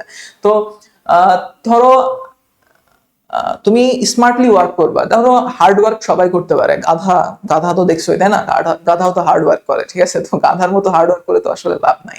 তোমাকে স্মার্ট ওয়ার্ক করতে হবে। হার্ড ওয়ার্কের সাথে স্মার্ট ওয়ার্ক যখন কম্বিনেশন করতে পারবা, তখন তুমি বেস্ট আউটপুটটা নিয়ে আসতে পারবা, ঠিক আছে। তো তোমার একটা জিনিস মাথায় রাখতে হবে, এইচএসসি লাইফে কিন্তু টাইম খুবই কম পাওয়া যায়। টাইমটা বলতে যে খুবই ন্যারো, 18 মাস সময়, এর মধ্যে করোনার কারণে অনেক কিছু ইয়ে চলে আসছে, 2-1 মাস আরো কমে গেছে। তোমার হইতেছে এই সমস্যার কারণে তোমার সিলেবাস দ্রুত কমপ্লিট করতে হবে, ফুল সিলেবাস, অনেক ঝামেলার মধ্যে পড়তেছো। তো এর জন্য তুমি একটা ধরো অবশ্যই অনলাইন প্ল্যাটফর্মের সাথে যুক্ত হইতে পারো। আর হচ্ছে যেটা মাথায় রাখবা যে কখনোই ফাঁকি দেওয়া যাবে না আর কি, ফাঁকি দিলে ফাঁকে পড়তে হয়। আর এখানে অনেকেই হয়তো আসছো যে হয়তো 6 মাস চলে গেছে বা 8 মাস চলে গেছে তাদের ইয়েতে, 27 ব্যাচে, তারা হইতেছে এখনো কিছু পড়ো নাই, ঠিক আছে। তাদের জন্য কষ্টের বিষয় না, বাট তোমরা যদি এখনই সতর্ক না হও, এখনই যদি এখনো যদি কেয়ারলেস থাকো আর কি, তাহলে কিন্তু তোমার বিপদ মানে আছেই বলতে পারো। তো এই যে জিনিসগুলো তুমি একটু যদি তোমার সিনিয়রদের সাথে বসো, নট লাইক দ্যাট যে তোমার 10 বছরের সিনিয়র তাদের সাথে বসার দরকার নেই। তোমার রিসেন্ট সিনিয়র যারা এখন ধরো 25 ব্যাচ, তাদের সাথে একটু কথা বলে দেখো। যারা হইতেছে পড়ালেখা করে নাই তাদের সাথেও বললো, যারা করছে তাদের সাথেও বললো, দেখো যে তাদের সাথে ইন্টারেক্ট করে একটু বোঝার চেষ্টা করো, ভাই আপনার জীবনে সবচেয়ে বড় লস কি হয়ে গেছে, ঠিক আছে। তাদের সাথে কথা বললে বুঝতে পারবা যে ওই যে টাইমটুকু তারা ইউজ করে নাই। আমি যে বলতেছি এখনই পড়া শুরু করো, তাও তোমরা পারবা, এইটাও তারা শুরু করতে পারে নাই, ঠিক আছে। যদি এইটা শুরু করতে পারো অ্যাটলিস্ট, তাহলে তোমরা ইনশাল্লাহ তোমাদের এসএসসি 27 ব্যাচ ভালো করবা। তো মেডিজিনের সাথেই থাকো, ভালো থাকো, সুস্থ থাকো। তোমাদের সাথে দেখা হবে নেক্সট ক্লাসে। আসসালামু আলাইকুম।